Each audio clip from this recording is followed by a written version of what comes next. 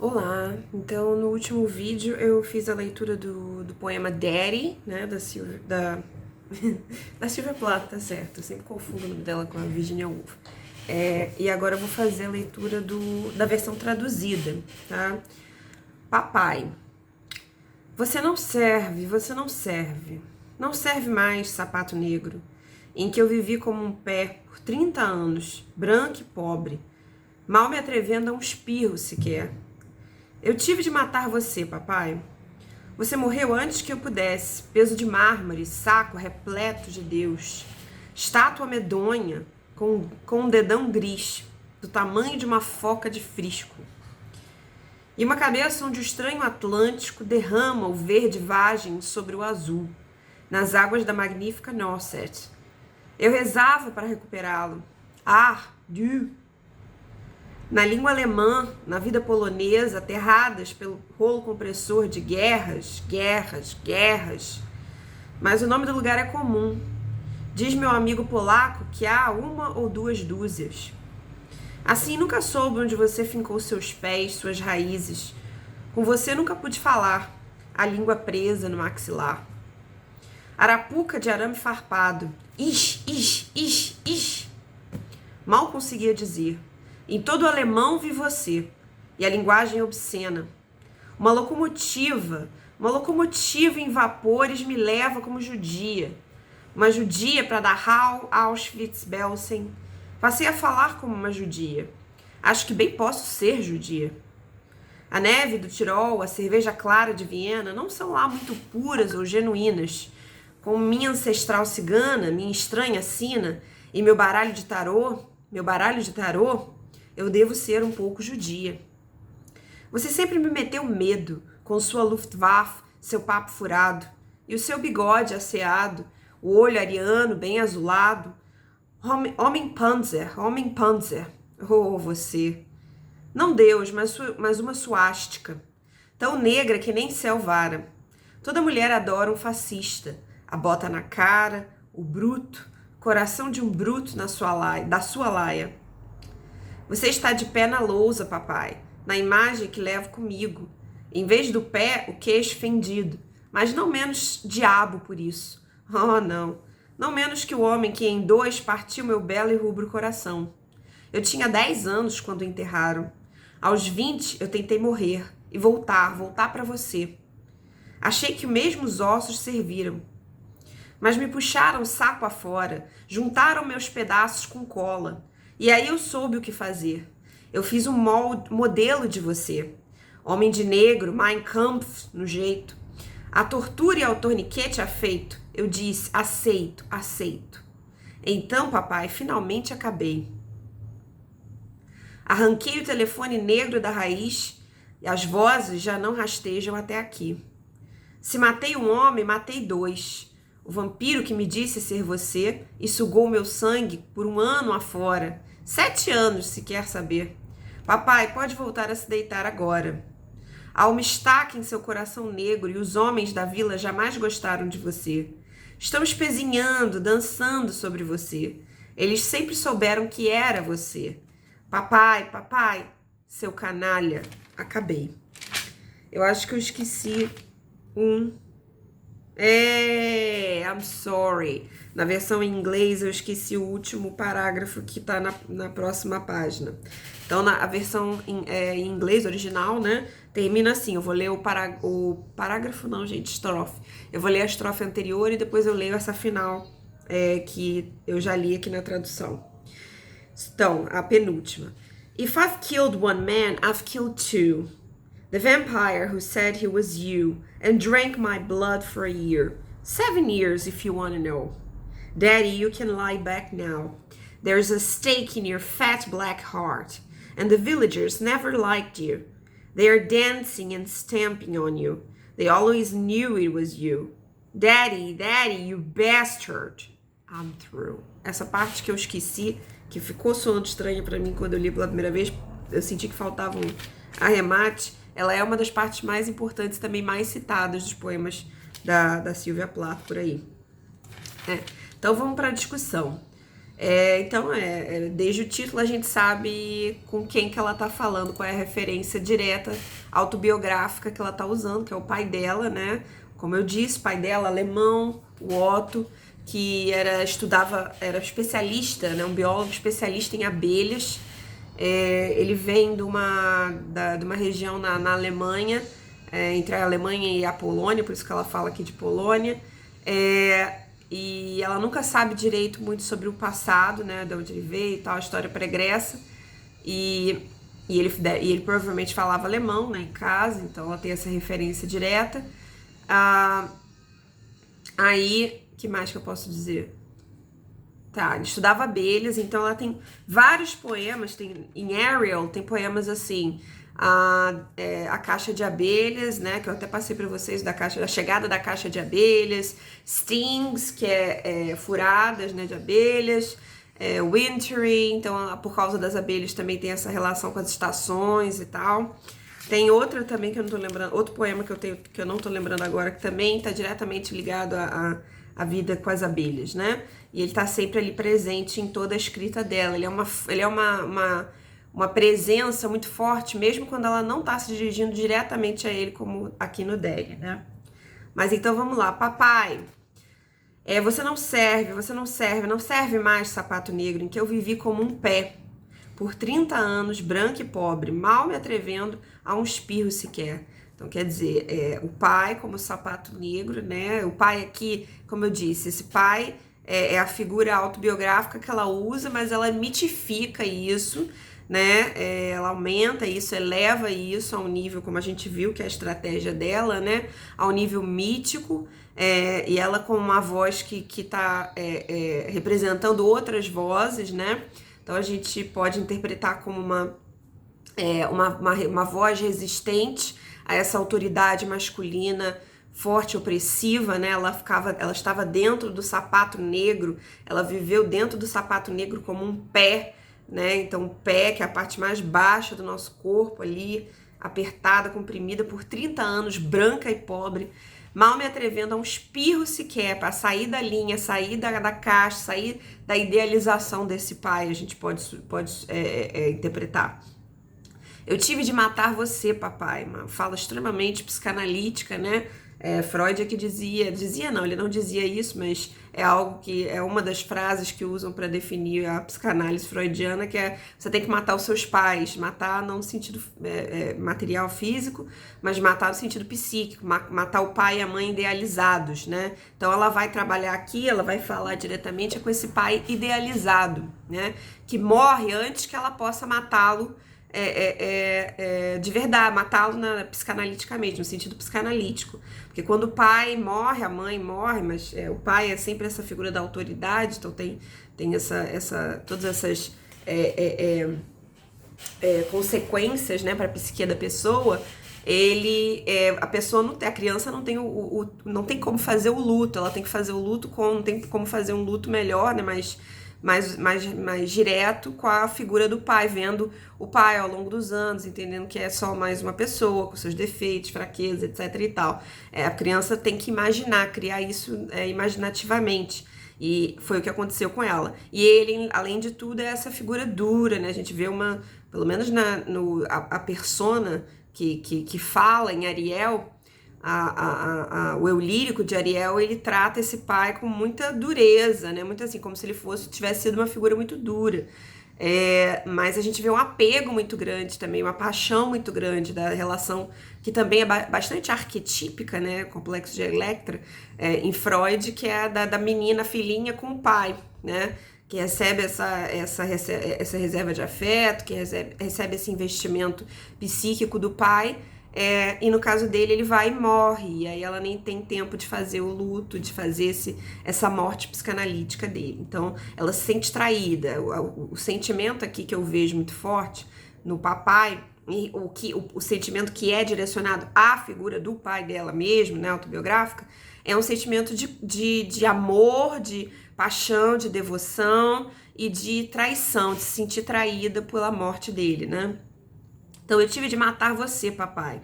Você morreu antes que eu pudesse. Aí ela não termina, né? Então, antes que ela pudesse matá-lo, acredito eu, penso eu, né? Eu completo dessa forma, psicanaliticamente. Então, a psicanálise já estava totalmente divulgada e conhecida, já era conhecida da sociedade middle class, né? De classe média estadunidense, e de que a Sylvia Plath fazia parte. Então, eu acredito que esse diálogo com a psicanálise tenha sido bem consciente da parte dela, né? Então, peso de mármore, olha o peso dele, né? Mármore, que é esse material super sólido, super duro, com que os escultores trabalham, né? Os escultores que quebram o mármore, né? Um tipo de escultura mais difícil. Saco repleto de Deus, então sempre associando pai a Deus. A gente viu no Lady Lazarus, né? O rei, her Deus, her Lucifer. Estátua medonha com um dedão gris, do tamanho de uma foca de frisco. Então, uma referência provavelmente a gangrena, né? Que ele tinha diabetes, aí ele deixou gangrenar, não cuidou da diabetes, sofreu uma ferida e gangrenou, e ele acabou morrendo de complicações desse problema, né? Dessa doença. É uma cabeça onde o estranho Atlântico derrama o verde vagem sobre o azul, nas águas da magnífica Nauset. A Nauset, deixa eu ver aqui, é uma cidade, tem aqui nos meus... É uma praia em Massachusetts, né? Então, ela é de Massachusetts, então, essa cabeça onde o estranho Atlântico, né? Ela sempre comparando o pai, alinhando, aproximando o pai de imagens muito imensas, muito grandes, poderosas, opressivas, né? Na sua imensidão. Derrama o verde vagem sobre o azul. Então, ele chega derramando a sua cor, derramando todo o seu ser sobre o azul das águas de Nauset, da praia norte-americana, né, estadunidense de Massachusetts, chamada Nauset. Então ele chega com toda a sua autoridade, toda a sua grandeza. Eu rezava para recuperá-lo. Ardu, então aqui eu não sei se provavelmente eu não estou pronunciando corretamente, mas o Ardu sim, você. Usando a língua alemã, que ela coloca logo, na língua alemã, na vila polonesa, aterradas pelo rolo compressor das guerras. Então, ele provavelmente veio durante a Segunda Guerra Mundial, né? Ou depois, ou antes, enfim. E por causa das guerras, ele saiu dessa cidadezinha entre a Alemanha e Polônia, mas uma cidade alemã, e foi para os Estados Unidos, emigrou para os Estados Unidos. Mas o nome do lugar é comum, diz meu amigo polaco, o nome do lugar onde ele teria nascido, onde ele nasceu. Que há uma ou duas dúzias, né, de lugares com esse nome dessa cidade, desse local, né? Assim nunca soube onde você fincou seus pés, suas raízes. Com você nunca pude falar, né? Então ela coloca o pai assim, constrói essa imagem do pai como uma figura alienígena, né? Uma figura de um lugar distante, uma figura de um lugar onde ela não conhece, desconhecido. Ela nunca soube de onde ele veio, onde ele ficou os pés, suas raízes, né? De onde ele veio, e assim, no sentido profundo, mais profundo também. Quem era ele, né? Em que, eu não sei, certezas, convicções, em que ele se fincava os pés e as raízes. Porque ela também era muito pequena, né, quando ele faleceu. Então, mas provavelmente, ou essa é a imagem que ela passa, né? Então, os limites entre a autobiografia e o que teria sido a realidade, a gente não pode nunca precisar totalmente. Isso fica no máximo para os especialistas, mas inclusive a própria Frida Hughes, muitas das interpretações a respeito da mãe dela estão erradas. Então, abre muita brecha para a gente interpretar a nossa própria, de acordo com as nossas próprias capacidades, né? Então, mas me passa uma sensação de que ele era fechado, de que ele era uma pessoa fechada, que não permitia que ela conhecesse as raízes dele, que também eram as raízes dela, né? E que não permitia que ela o conhecesse, né? Esse afastamento da esfera do conhecer, do sujeito cognoscente, do olhar que quer conhecer, quer decodificar, quer entender, quer se aproximar, e ele não permite, né? Pelo menos era muito comum pessoas vindas de um contexto de guerra não falarem muito sobre isso, né? Também tem esse aspecto. Mas vamos lá. Arapuca de arame farpado. Então, imagino que ela esteja aí se referindo a ele, né? A esse interior que ela queria do qual ela queria se aproximar, saber das origens, né? Quem foram, seus amigos, família e tal, como era, blá, tal. Arame farpado, chega e machuca, ela se machuca, né? Não consegue entrar. Em alemão é eu, né? Mal conseguia dizer. Em todo o alemão vi você, e a linguagem obscena. Então, aí fica meio... Aqui, deixa eu ver que eu tenho essa... Na contradução, o que a gente tem? Não, só diz que é I, que é I. Que fica meio dúbio. Deixa eu ver no inglês se tá falando o eu é ela, o eu seria esse pai. It's stuck in a barbed wire snare. The tongue stuck in my jaw. Ah, sim, a língua presa no maxilar. Como você nunca pôde falar, a língua presa no maxilar. Então ela não conseguia se comunicar com ele. Arapuca de arame farpado. A língua, né? Aqui no inglês fica claro que é a língua. I could hardly speak.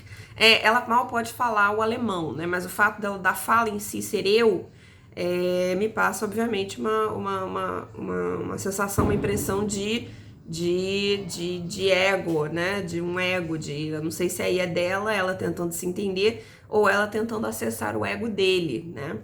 Mas ela mal consegue dizer em todo o alemão vi você e a linguagem obscena, né? Então, ela associa tudo que é alemão ao pai, né? E lembrar que a maior referência, principalmente nesse período, no período que ela escreve, 60, década de 60, a maior referência de Alemanha que se tem é a Alemanha nazista, né? Até hoje ainda essa imagem é muito forte, embora a Alemanha já tenha passado por tanta coisa, né?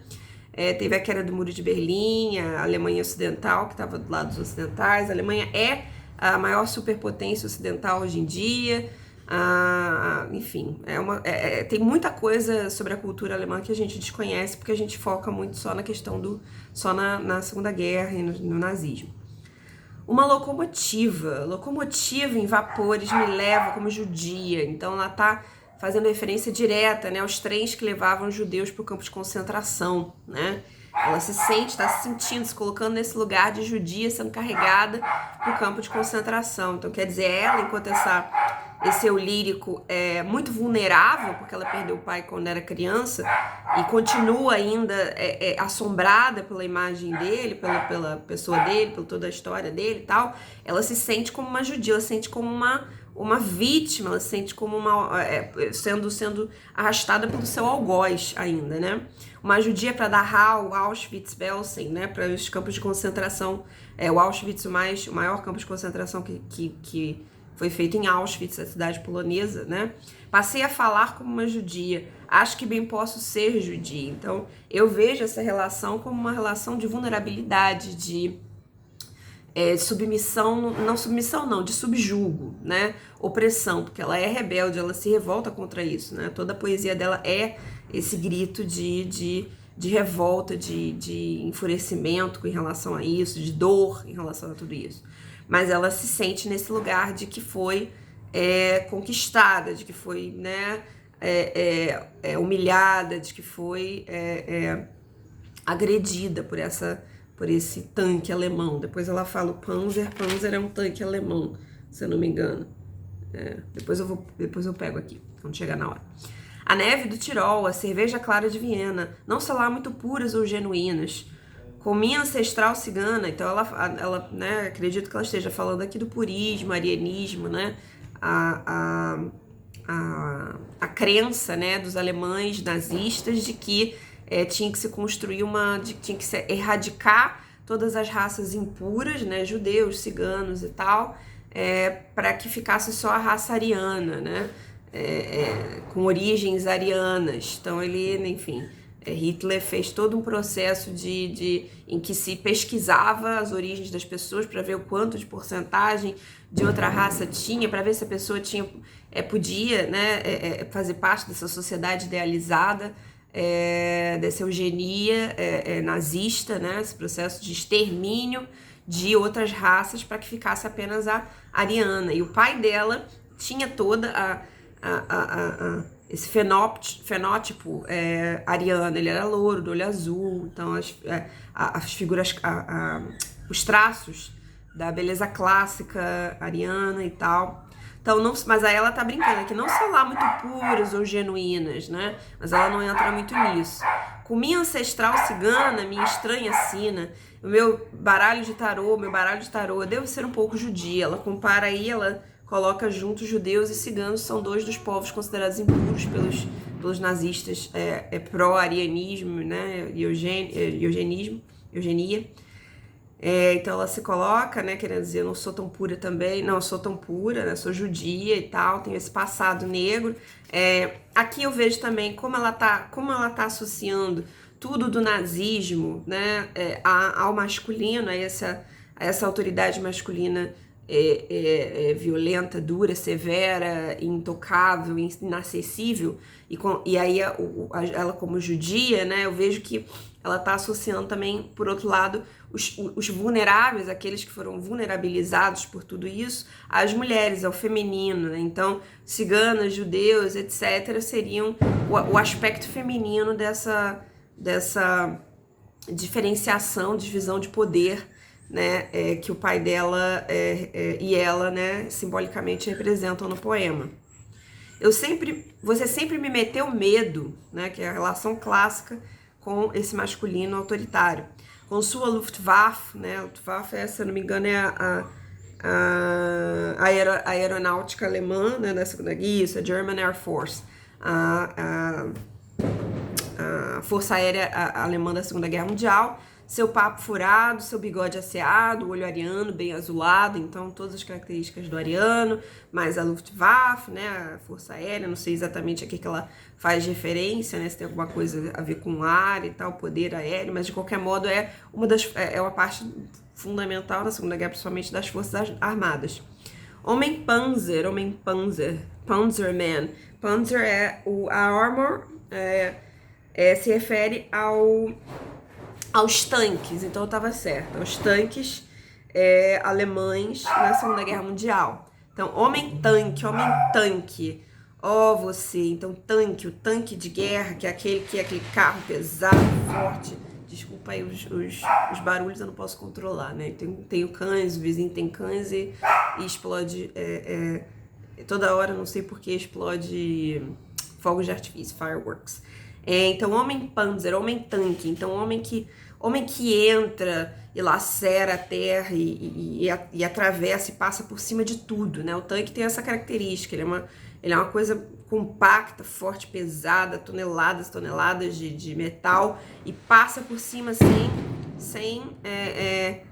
sem misericórdia, né? Então ele teria sido essa figura na vida dela, né? Então ele teria passado pela vida dela, por cima dela, da individualidade dela, e tem todas as questões ali que ela tá querendo abordar com essa relação psicanalítica, né? Que a gente pode analisar segundo a psicanálise, e ele seria esse homem tanque, então. Não Deus, mas uma suástica, tão negra que nem céu vara. Deixa eu ver como é que tá isso em... You stand at the blackboard, Daddy. Não é isso, perdão. Not God, but a swastika. So black no sky could squeak through. Então, é tão negra a suástica. A suástica sempre era aquele símbolo nazista, né? Ele sempre era desenhado em preto sobre um fundo branco no fundo vermelho, né? Da bandeira vermelha. Ou a faixinha de braço. Mas o céu não consegue, o azul do céu não consegue penetrar por entre esse negror da suástica. Então ela tá falando desse poder todo dele, que acho que a gente tem que primeiro, antes de tudo, entender como o poder que ele simbolicamente tem sobre a vida dela, né? Tanto o passado quanto o presente, uma presença que permanece e se alastra por todas as partes. A gente vai ver que vai chegar até ao relacionamento principal da vida dela. Agora mesmo. Toda mulher adora um fascista. A bota na cara, o bruto, coração de um bruto, da sua laia, do pai, né? Então, uma afirmação irônica, mas ao mesmo tempo apontando assim para essa construção de relação entre homens e mulheres, né? E fundada na construção de gênero, dessa diferenciação sexual, de opostos complementares, como a gente viu, né? Que começou com o binarismo sexual, construído partir dos discursos científicos e filosóficos, de todas as ordens religiosas também, mas enfim, do século 17 e 18. Então a gente vê uma frase que é óbvio que está sendo ironizada, mas que está sendo colocada como verdade. Minha cachorra sentou, pulou onde não devia. Desça daí, desça, desceu. Onde estava?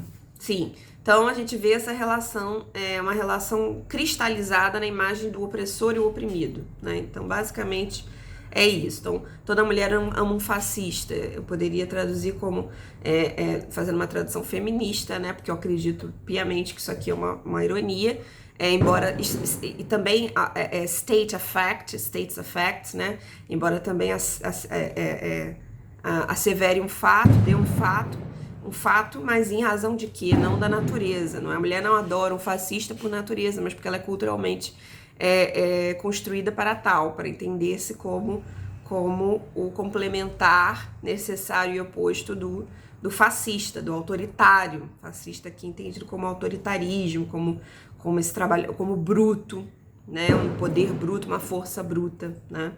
Você está de pé na lousa, papai, na imagem que levo comigo, né? De pé na lousa. A lousa aliás, deixa eu ver como é que tá. Blackboard, isso. Que é de professor. Tá numa relação de autoridade em relação a ela, né? Na imagem que eu levo comigo, que ela lembra. Em vez do pé, o queixo fendido, porque ele morreu com problema da gangrena no pé, mas na imagem que ela lembra, ele tá com o queixo fendido.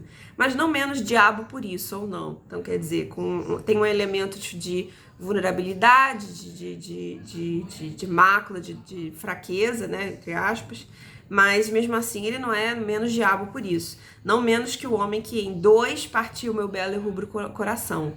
Então, apesar das máculas, das violências que ele também sofreu na vida dele, né, representadas aí pela ferida no queixo, ele partiu o coração dela em dois.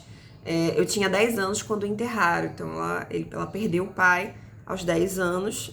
Eu tinha falado 8, desculpa, mas eu li em algum lugar 8, foi uma informação equivocada, 10. Aos 20 eu tentei morrer e voltar para você. Então, ela tenta de novo o suicídio, né? Como a gente viu Lady Lazarus, esse eu lírico, né? Pelo menos tá falando que a primeira tentativa de suicídio foi sem querer. A segunda aos 20, cada uma por década, ela tem 30 anos, foi de propósito para voltar pro pai. Achei que mesmo os ossos serviram. I thought even the bones would do. Não, em inglês tá would do, serviriam, né? Então, mesmo os ossos serviriam. Para ela, assim, ela se aproxima mesmo dos ossos dele, o resquício de presença dele no túmulo. Mas me puxaram saco afora, juntaram meus pedaços com cola, uma imagem de monstro de Frankenstein, de reconstrução, de despertar dela, como sempre a visão do despertar forçado, da tentativa de suicídio é negativa, é ruim, né? E sempre outras mãos, outras vontades se sobrepondo à vontade dela de sumir, de se deitar e falecer. E eu aí soube o que fazer, eu fiz um modelo de você. Então, se ela não conseguia se desvencilhar dele, ela faz um modelo de você. Outro homem de negro, Mein Kampf, no jeito, né? Mein Kampf é o nome do livro do Hitler, Minha Luta, Mein Kampf. Então, ela está se referindo a Hitler, ou todas as figuras como Hitler, né? A tortura e ao torniquete afeita, eu disse, aceito. Então, ela aceitou se casar com Ted Hughes, né? Então, a perda do pai, a impossibilidade de reencontrar esse pai, deixa um espaço de vulnerabilidade psíquica nela que a leva a aceitar um outro que vai cumprir esse papel de opressão, de disciplinarização, de colocá-la, né, na caixinha, nos moldes, no sapato preto e tal. Então ela diz, aceito. Então, papai, finalmente acabei. Arranquei o telefone negro da raiz. As vozes já não rastejam até aqui. Se matei um homem, matei dois. O vampiro que me disse ser você, então, né, pode-se interpretar o Ted Hughes, o marido, e sugou meu sangue por um ano afora. 7 anos, se quer saber, né? Teria sido a longa vida deles, a longa não, mas enfim, a vida deles juntos, do casal. Papai pode voltar a se deitar agora. Há uma estaca em seu coração negro e os homens da vila jamais gostaram de você. Estão espezinhando, dançando sobre você. Eles sempre souberam que era você, o algoz, né? Papai, seu canalha, acabei. Fica aqui meio I'm through. Acabou o poema ou acabou a vida, né? Acabou a tentativa de lutar, enfim, e etc. Então, acaba, é um fechamento assim,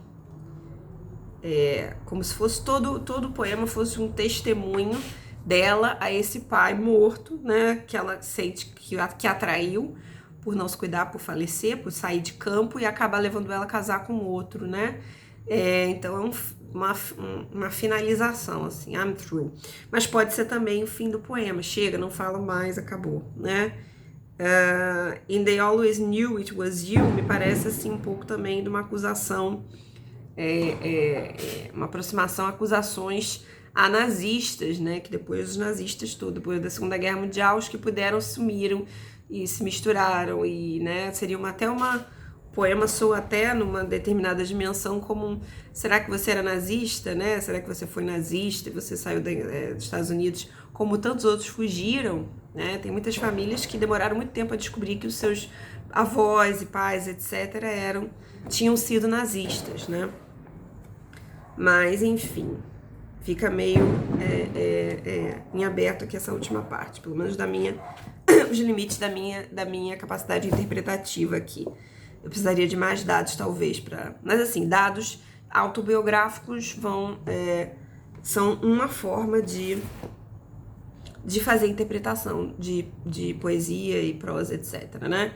Então, é claro que a gente teve que trazer mais, eu trouxe mais a biografia da Sylvia Plath, porque a obra dela é eminentemente autobiográfica, como eu falei, né? Com o único romance dela, A Redoma de Vidro, e os poemas, o Ariel principalmente. Até a filha dela fala aqui, uma coisa que eu queria ter falado, que... Cadê? Perdão, não é aqui. Então, ok, não é aqui. Ela diz que o Ariel foi escrito aqui. The breakdown of the marriage had defined all my mother's other pain and given it direction. Então, o fim terrível, né, do relacionamento deles, do casamento, definiu a outra dor da minha mãe e deu a ela direção. It brought a theme to the poetry. Então, o fim do relacionamento trouxe um tema, deu uma forma, a um corpo, né, a poesia dela, né? But the Ariel voice was there already in the poems of late 1961 and early 1962. Mas a voz poética Ariel, né? Ariel, vou falar depois, mas a voz poética Ariel já estava nos poemas anteriores aos poemas que iam compor o livro Ariel. It was as though it had been waiting, practicing itself, and had found a subject on which it could really get a grip. Então, essa é a interpretação da Frida Hughes, a filha dela, que diz: essa voz, ela já estava sendo amadurecida nos outros poemas anteriores e só estava faltando encontrar um sujeito, um subject, não, sujeito não, assunto, um tema em que ela pudesse ser extravasada, né? E aí encontrou no breakdown of the marriage, na ruptura do casamento. Ariel, gente, é o nome da figura da peça do Shakespeare, A Tempestade, que é uma figura aérea, assim, né? Ele é uma espécie de anjo, né? Uma espécie de figura feérica, né? Então a gente vê assim uma associação a uma presença metafísica, uma presença do sobrenatural, né? Que infla a poesia dela desse aspecto mítico, desse aspecto também místico, talvez, né? Mas mítico no sentido de ela falar por tantas outras mulheres, né, que vivem, sim, esses tipos de opressão e de depressão também, né, porque é um tema recorrente da vida da Sylvia Plath. Inclusive, eu ia ler só uma estrofezinha de um outro poema dela chamado Elm, Capacete, que é para Ruth Fainlight, em que ela faz em uma estrofe ela faz o que eu li imediatamente como uma definição, eu associei diretamente a uma definição da depressão. I am terrified by this dark thing that sleeps in me. All day I feel its soft, feathery turnings, its malignity. Eu estou aterrorizada por essa coisa escura que dorme em mim. O dia inteiro eu sinto os seus movimentos macios, como penas, né? Penas, plumas, a sua malignidade. Então a depressão, enquanto que aliás é muito recorrente essa visão, né? A depressão às vezes é simbolizada como o cão preto, né? Eu me lembrei agora, não sei se vocês conhecem o programa desenho Big Mouth, que é sobre algum grupo de crianças no seu amadurecimento, um período de pré-adolescência, do amadurecimento sexual. Tem uma personagem, ai meu Deus, esqueci o nome dela, Jessie, a Jessie, novinha, né, adolescente, tem depressão, e é uma série de desenho, então tem muitas figuras fantásticas. A depressão é representada por um gato, uma gata, gorda, preta, um pouco, acho que ela é escura, mas é púrpura, roxa, né? E ela deita em cima da Jessie. Então aqui eu vejo muito isso, assim, que é essa coisa macia que vai chegando devagar, penetrando sem a pessoa perceber, vai tirando a vontade da pessoa de fazer as coisas, né? A pessoa se sente meio até liberta por um certo lado de não se importar com viver, com levantar, com comer, com sair, com ver gente, conversar, socializar, e na verdade ela está entrando num processo de depressão, né? Que no seu extremo a pessoa nem levanta da cama. Claro que é um problema também, a gente já sabe, psicoquímico, neurológico, não é só uma pessoa, não são só os humores de uma pessoa, mas nessa época ainda não havia grandes conhecimentos a respeito. A Sylvia Plath foi hospitalizada, né, na tentativa de suicídio dela, como eu falei. Então, provavelmente ela encontrou muito do que a gente ainda encontra hoje em dia, que tá reclamando do quê? Isso é mimimi, tá exagerando. Mas eu vejo, assim, uma leitura uma bela metáfora, bela e maligna e terrível, né? Da depressão, tomando conta de maneira bem suave, quase despercebida, quase, né? Então, esse é o eu lírico de Ariel, né? Essa coisa meio aérea, essa coisa meio mais mítica ao mesmo tempo, essa coisa meio na esfera do fantástico, mas com dores e descrevendo as dores humanas na esfera do fantástico, dando imagens, né? Porque essas imagens são muito importantes, gente, metáforas, né? Tem toda um estudo na psicologia, em determinadas linhas, como Gestalt, que trabalha com o uso das metáforas. Você conseguir criar uma imagem para definir, para descrever o que você sente, alguma dor que você está sentindo, te ajuda a trabalhar aquela dor, né? Para poder, então, obviamente, se curar dela, né? Eventually, finalmente se curar dela. E aqui, em Ariel, a gente vai ter muitas imagens, muitas metáforas, muitas figuras de linguagem de todas as espécies, todo um arsenal imagético, né, e linguístico, e literário, e artístico, é claro, para lidar com dores, as dores que a Sylvia Plath sentiu e tantas outras com as quais a gente identifica aqui, né? Então, eu acho belíssimo, libertador, a gente ler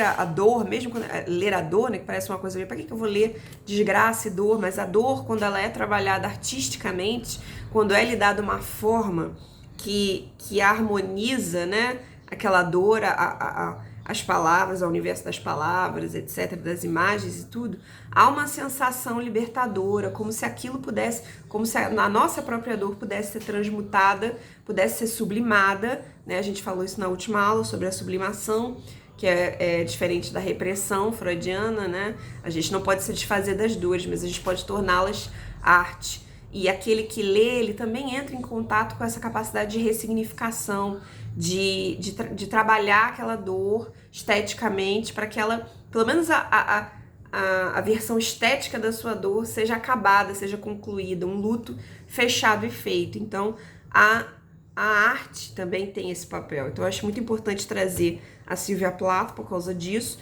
E é claro, dentro do curso de Mulher e Literatura, ela é uma poeta essencial, por causa, claro, dessa capacidade de ressignificar e imagetizar a sua dor de maneira inteligente, racional, assim, porque ela não cospe, como ela mesma fala, ela não cospe a dor de maneira crua, ela transforma e ela mitifica, ela aumenta para para que essa dor encontre outras vozes, todas as vozes que sentem essas mesmas coisas, né? Mas ela, ao mesmo tempo, ela tá também propondo uma poesia muito diferente da poesia que mulheres escreviam na época dela, uma poesia que não se preocupa com a decência, a etiqueta, uma mulher não deve falar, não deve fazer, não deve sentir. Não, ela cospe mesmo, né? E ela cospe usando todo o legado poético e cultural dos Estados Unidos, né? Dos Estados Unidos, do país dela, da nação dela e tal.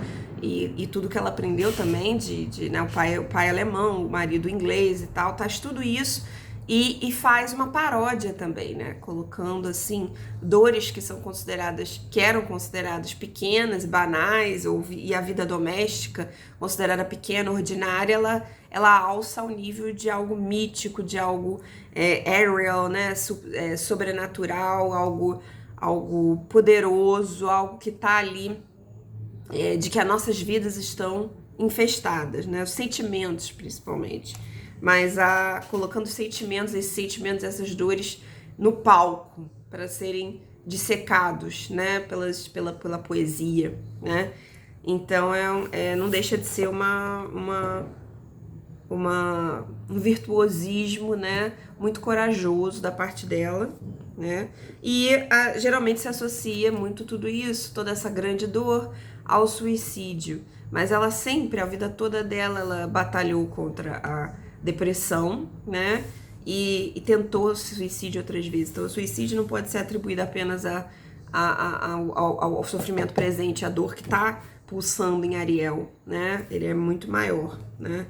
Enfim, é isso, vou concluindo por aqui. Vocês já sabem, qualquer dúvida, qualquer comentário, sugestão, qualquer coisa que vocês queiram falar ou perguntar a respeito de Sylvia Plath, podem falar comigo. Eu vou mandar esses materiais para vocês por e-mail, tá ok?